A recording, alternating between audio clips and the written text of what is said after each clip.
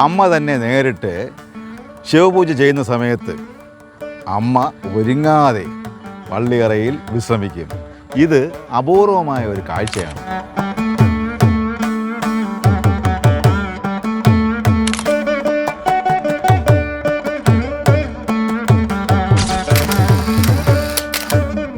നാട് കാക്കാൻ നാനാദേവതകളെ സ്വീകരിച്ച് അവർക്ക് ബലി തൂകുന്നതിന് മുമ്പ് അമ്മ സ്വയം ഒരുങ്ങുന്നു.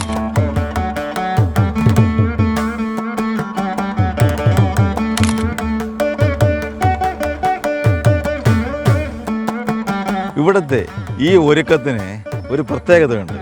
അമ്മ ഒരുങ്ങിയതിന് ശേഷം നേരിയത് പുതച്ച് ഇരിക്കും.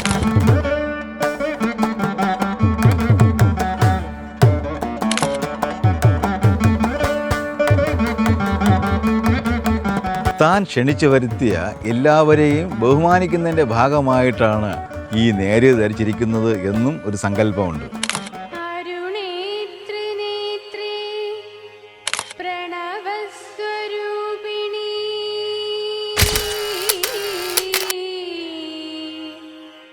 നമോസ്തു ഭൈരവീ.